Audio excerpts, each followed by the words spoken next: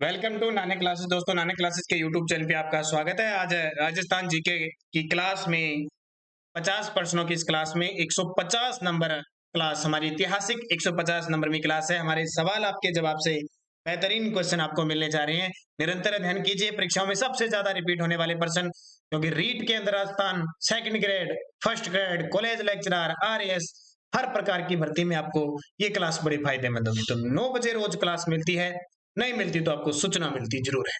पहला, पित्तल के बर्तनों पर खुदाई करके उस पर कलात्मक नक्काशी का कार्य कहलाता है। पित्तल के बर्तनों पर खुदाई करके उस पर कलात्मक नक्काशी का जो कार्य है वो क्या कहलाता है?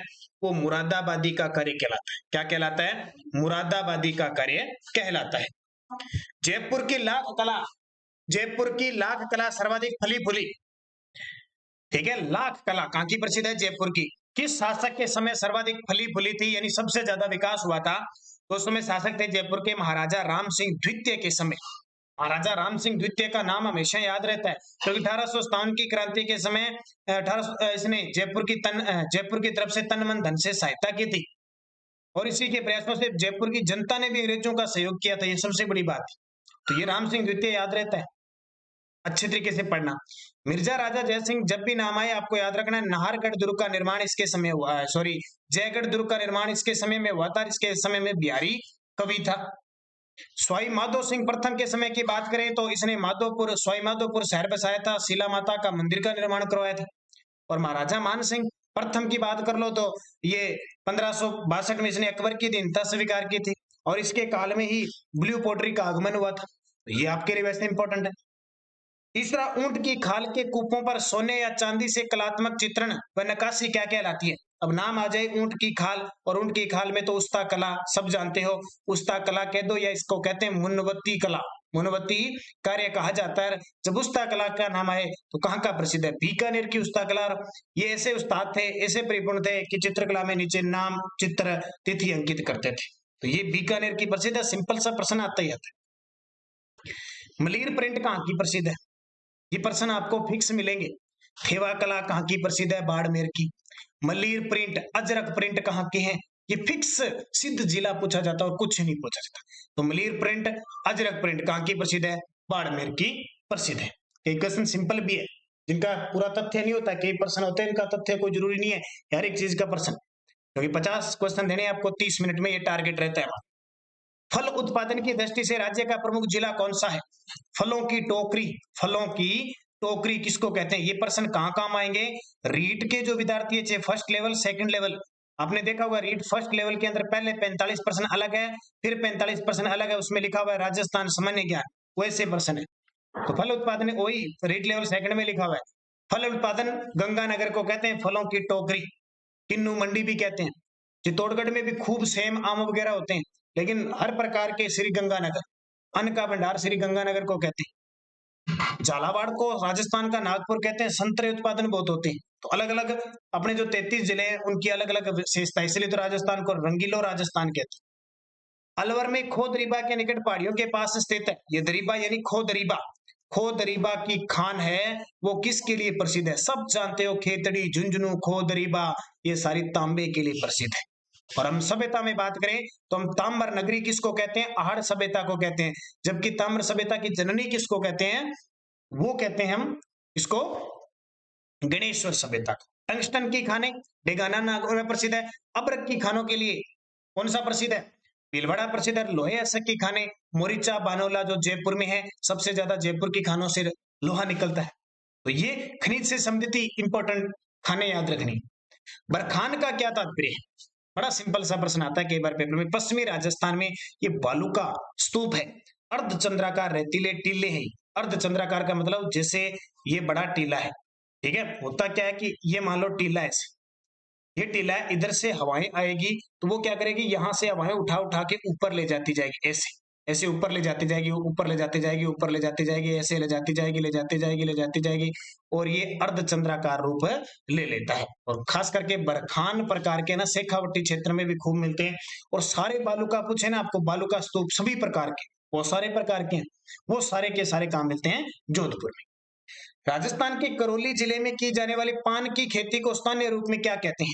करौली जिला अभी विवाद चला था, आपको पता है, एक विवाद हुआ था बड़ा, पूरा प्रशासन हिल गया था।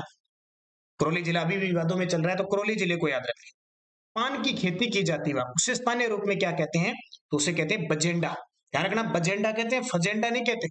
ये कहवा की खेती को कहते हैं, ब्राजील में फजेंडा था, इसको क्या कहते हैं, बजेंडा। और करौली की जब बात आएगी तो करौली कब जिला बना, ये क्वेश्चन कई बार आता है। 1997 को राजस्थान का 32वां जिला बना था। कौन सा, 1997 को। कब, 19 जनवरी 1997 को 32वां जिला करौली बना था, जिसे डांग की रानी भी कहा जाता है। करौली की जब भी बात आई, सुंदर सिंह गुर्जर जो खिलाड़ी हैं, भाला फेंक के खिलाड़ी, जिन्होंने टोक्यो पैरालंपिक में कांस्य पदक जीता था। जीवन कुटीर नाम से रचनात्मक संस्था की स्थापना किसने की थी, जीवन कुटीर नाम से रचनात्मक संस्था की स्थापना किसी, तो ये जीवन कुटीर नाम का जब भी नाम आए, हमारे राजस्थान के प्रथम मुख्यमंत्री हीरालाल शास्त्री के द्वारा जीवन कुटीर नाम की संस्था की शुरुआत की गई थी। राजस्थान की पुकार के रचयिता कौन है, राजस्थान की पुकार, आपने क्या सुना है, मेवाड़ की पुकार सुना है ना, जो किसके, मोतीलाल तेजावत की। अब आज सुनिए राजस्थान की पुकार। सही जवाब क्या हो जाएगा, राजस्थान की पुकार के रचयिता थे बाबा नरसिंह दास। कौन थे, बाबा नरसिंह दास। और माणिक्यलाल वर्मा की जब भी बात आए, पंछीड़ा, ये बड़े फेमस पर्सन है, सीधे पेपर में आपको मिलेंगे। प्रत्यक्ष जीवन शास्त्र व प्रलय प्रतीक्षा नमो नमः आत्म कथा। प्रत्यक्ष जीवन शास्त्र और प्रलय प्रतीक्षा नमो नमः के लेखक कौन है, तो वो भी हीरालाल शास्त्री। कौन है, हीरालाल शास्त्री। इनकी पत्नी को ध्यान रखना, रत्ना शास्त्री। और राजस्थान में रत्ना शास्त्री पहली व्यक्ति के रूप में थी जिन्हें पद्म भूषण मिला। क्या मिला, पद्म भूषण मिला, ये सॉरी पद्म श्री मिला, पद्म श्री मिला। तो ये राजस्थान का सामान्य ज्ञान है ना, ये बड़े काम देंगे आपको प्रश्न। लावा ठिकाने को राजस्थान के एकीकरण की प्रक्रिया में किस रियासत में मिलाया गया, लावा ठिकाने को राजस्थान के एकीकरण की प्रक्रिया में किस रियासत में मिलाया गया। और लावा ठिकाना था, 3 ठिकाने थे, निमराना, कुशलगढ़, लावा, तो किस में मिलाया गया। अब ये लावा देख लो, दूसरे चरण, ये चौथे चरण में मिलाया गया था, तो किस रियासत में मिलाया गया था, जयपुर के अंदर मिलाया गया। चौथा चरण जिसको हम कहते हैं वृहत राजस्थान, क्या कहते हैं, वृहत राजस्थान, जो कब बना, 30 मार्च 1949, और हाल ही में हमने 30 मार्च को राजस्थान दिवस मनाया। अब मुझे कमेंट करके बताओ, अगर ईमानदारी से आप मेरी 9 बजे की रोज क्लास देखते हो, तो 3-4 क्लास, शायद 3-4 क्लास पहले मैंने बताया था कि जब लावा ठिकाना एकीकरण के समय लावा ठिकानेदार थे, लावा के ठिकानेदार कौन थे या शासक कौन थे, मैंने निमराना का बताया था, कुशलगढ़, तीनों को बताया था। मुझे कमेंट करके बताओगे अगर ईमानदारी से आप रोज पूरी क्लास देखते हैं तो, कितने विद्यार्थी बता पाते हैं, मैं देखता हूँ। मैंने पूरा बताया था इस क्वेश्चन को। अरसी विलास महल कहाँ स्थित है, अरसी विलास महल कहाँ स्थित है, तो पिछोला झील के किनारे उदयपुर में। ये वही पिछोला झील है जिसका निर्माण राणा लाखा के समय 14वीं शताब्दी में एक पिछू मार बंजारे ने बनाया था, अपनी बेल की स्मृति में बनाया था। इसी झील के किनारे क्या स्थित है, इसी पिछोला झील के किनारे नटनी का चबूतरा स्थित है। सुपारी महल व जोरा बोरा किस दुर्ग में है, सुपारी महल व जोरा बोरा किस दुर्ग में स्थित है। एक तो सुपारी महल आ गया, एक जोरा बोरा, ये बड़े फेमस है, प्रश्न आते हैं। जोरा बोरा के अन्न के भंडार बहुत बड़े। गुप्त गंगा त्रिनेत्र गणेश मंदिर हाल ही में चर्चित है। त्रिनेत्र गणेश मंदिर में बजट में घोषणा हुई है, जो सवाई माधोपुर के अंदर रणथंभौर में, कि यहाँ पे हम रोपवे संचालित करेंगे, तो अपने आप चर्चा में आ गया। जोरा बोरा, सुपारी महल, त्रिनेत्र गणेश मंदिर, न्याय की छतरी, गुप्त गंगा, कुत्ते की छतरी, कुकराज घाटी, ये सारे किस कौन से प्रसिद्ध है, रणथंभौर दुर्ग में प्रसिद्ध है। रणथंभौर दुर्ग अमीर की आन शान का प्रतीक, 1301 में साका हुआ था। अलाउद्दीन खिलजी ने किस दुर्ग पर आक्रमण नहीं किया, ये अलाउद्दीन खिलजी अपने आप को द्वितीय सिकंदर कहता था। 1296 में दिल्ली का सुल्तान बना और 1316 में इसकी मृत्यु होगी। अलाउद्दीन खिलजी लगभग राजस्थान के सभी दुर्गों को जीतता है।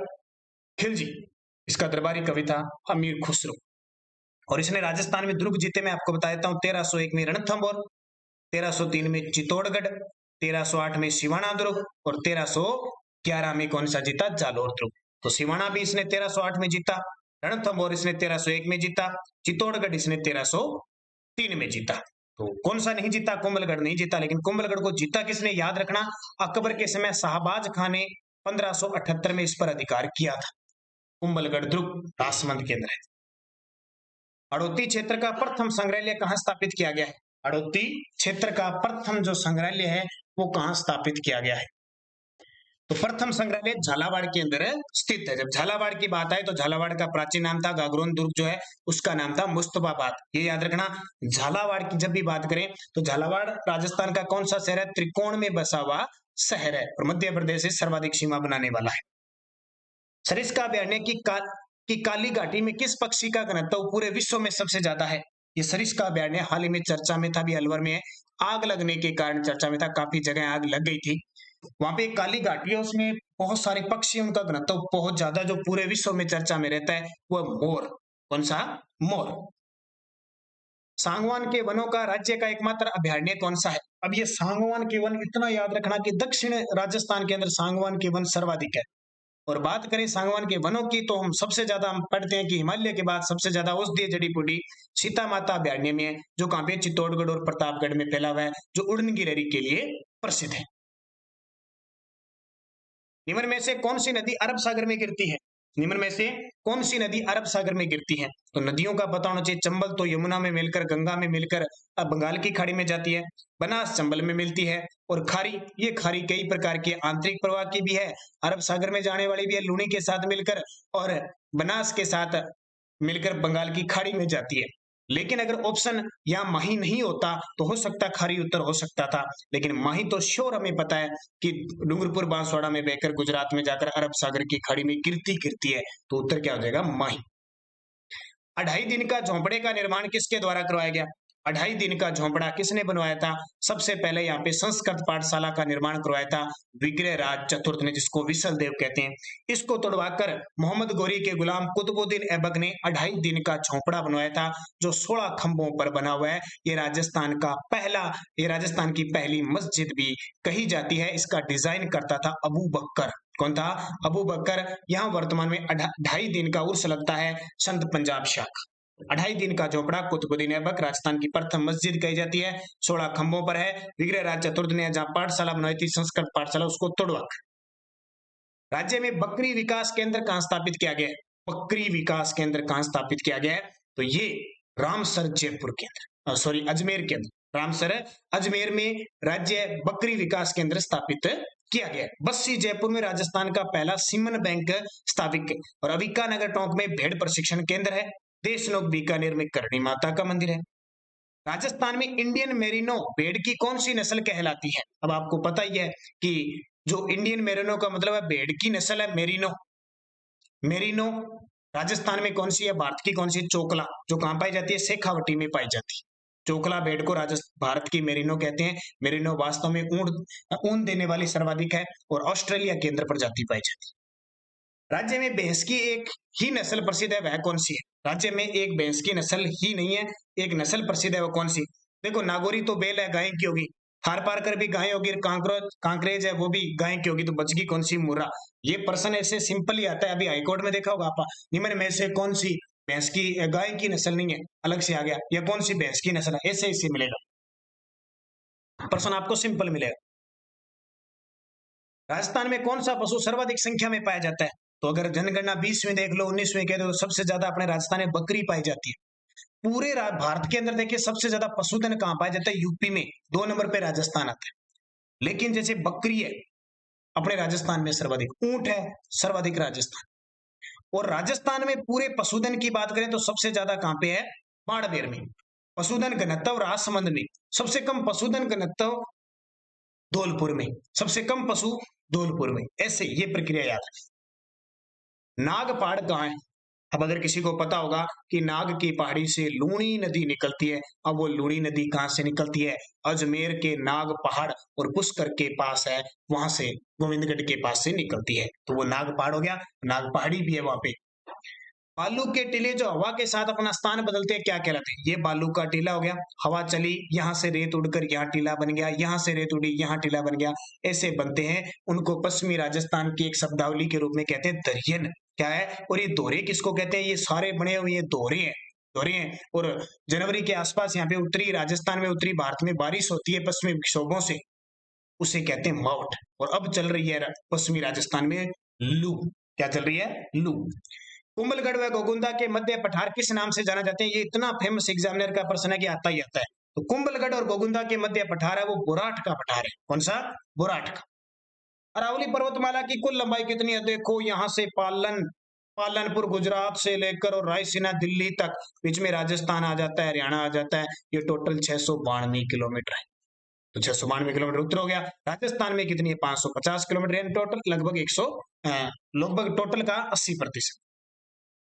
रणहस्तिनी की उपाधि धारण की थी, एक शासक आया था राजस्थान के राजाओं में, रणहस्तिनी की उपाधि। रणहस्तिनी का मतलब होता है युद्ध में हाथियों की तरह लड़ने वाला, वो था वत्सराज। तो कौन से वंश का था?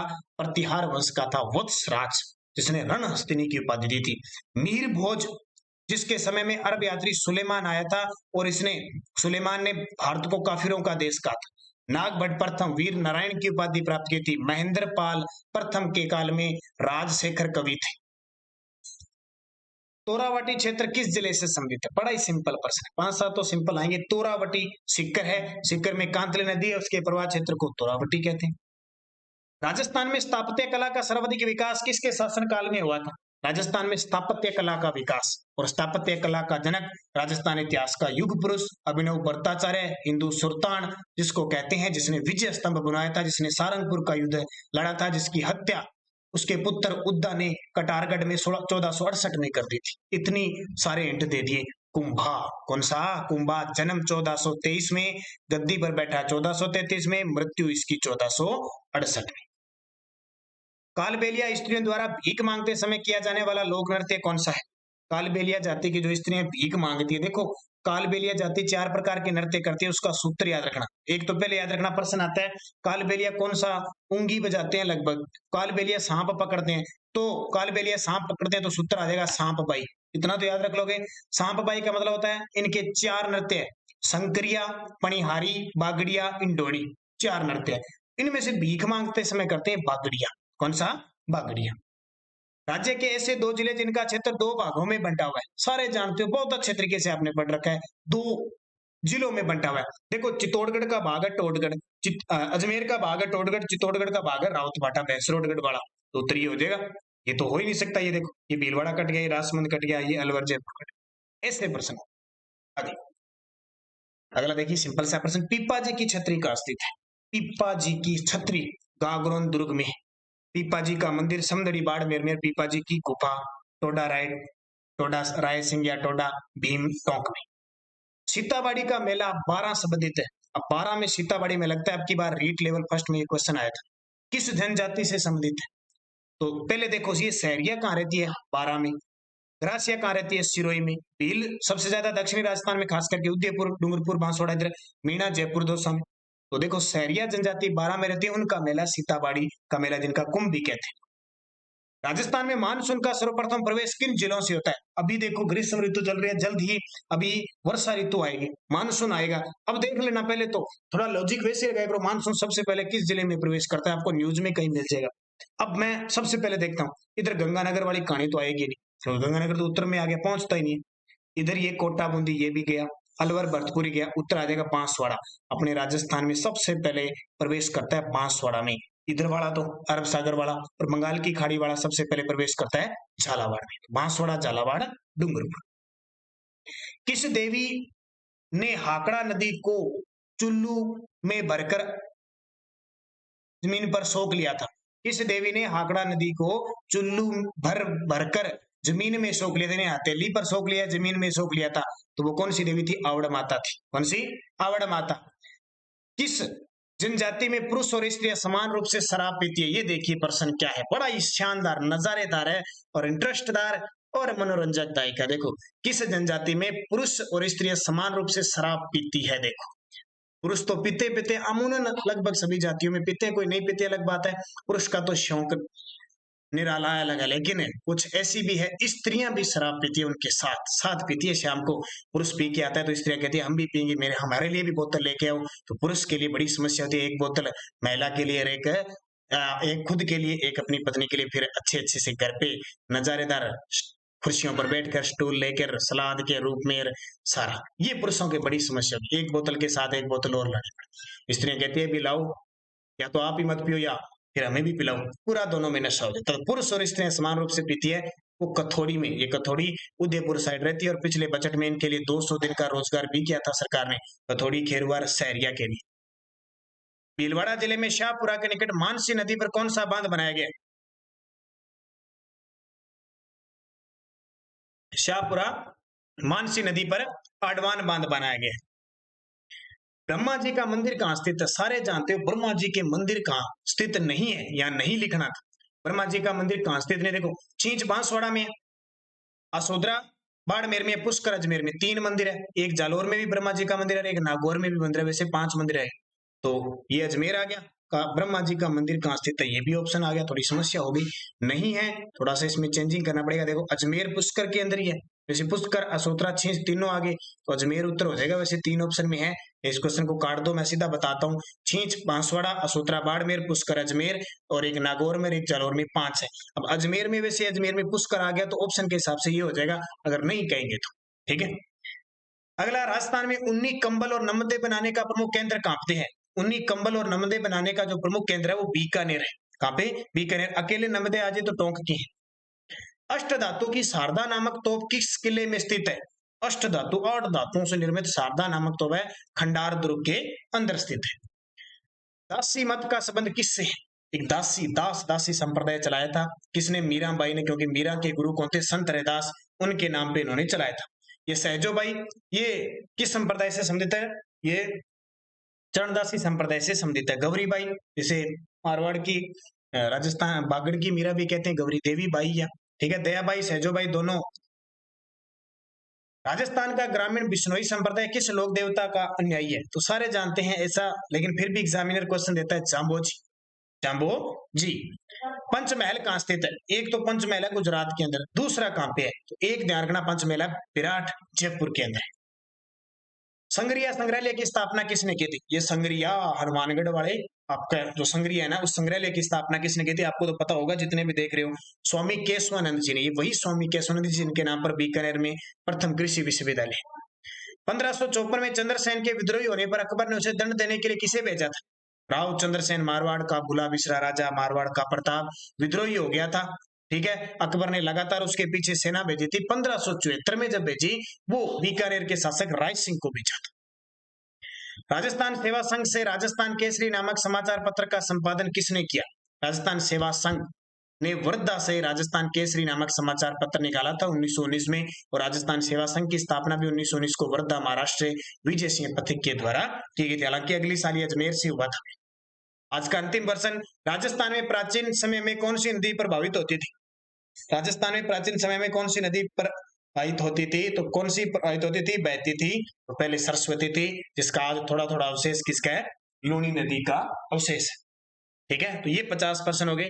डेली के 9 बजे मिलती है और सुबह 7:30 पर क्लास है, आपको निरंतर मिल रही है। अब आपका एग्जाम राजस्थान पुलिस का अगले, राजस्थान पुलिस का, और जल्दी आपको ये मैंने बताया था, ये दूसरी क्लास आपको कल 9 बजे मिल जाएगी, दूसरी क्लास श्योर है। 2 नंबर पार्ट शानदार है। जल्दी जितनी भी योजनाएं सरकार की, फ्लैगशिप योजनाएं कितनी भी, वो भी जल्द मिल रही है, और पोर्टल के लिए भी आपको जल्द ही, बस लगातार अब क्लासें आपको करंट की मिलती रहेगी। बस अच्छे तरीके से आप पढ़ते रहना, और हमारी लगातार ये क्लासें आ रही है, ये देखना जरूरी है। मार्च 2022 की जिसने नहीं देखी, पिछले 3 महीने की नहीं देखी, क्योंकि आपको 2021 का 6 मंथ का और अब का मार्च तक या अप्रैल तक आपको करंट पढ़ना ही पढ़ना है। और जो पीछे रह गया, जिसने पढ़ लिया अच्छी बात है, नहीं पढ़ा, हमारी पीडीएफ उपलब्ध है। अगर कोई विद्यार्थी लेना चाहता है तो पूरी 2021 की है, जनवरी, फरवरी और मार्च 2022 तक की अब उपलब्ध है। ये उपलब्ध है। अगर कोई इंडिया की भी लेना चाहता है, जनवरी, फरवरी और मार्च की, तो भी उपलब्ध है। इसके लिए आपको 8094496272 इस नंबर पे फोन पे, गूगल पे, पेटीएम की व्यवस्था है। आपको 50 रुपए पे करने हैं, और इसी नंबर पे आपको व्हाट्सएप के माध्यम से पीडीएफ प्राप्त हो जाएगी। स्क्रीनशॉट डाल देना, तुरंत आपको प्राप्त हो जाएगी। तो ये आपके लिए बहुत इंपॉर्टेंट है। राजस्थान करंट अफेयर्स आपका बाहर नहीं जाएगा, और इसकी पीडीएफ मैं आपको टेलीग्राम पे दे रहा हूँ, वो पढ़ते रहना, और करंट निरंतर हमारी जो भी क्लास है अध्ययन करना, सफलता आपको प्राप्त होगी। बस मेहनत आपको करनी है। धन्यवाद। जय हिंद, जय भारत।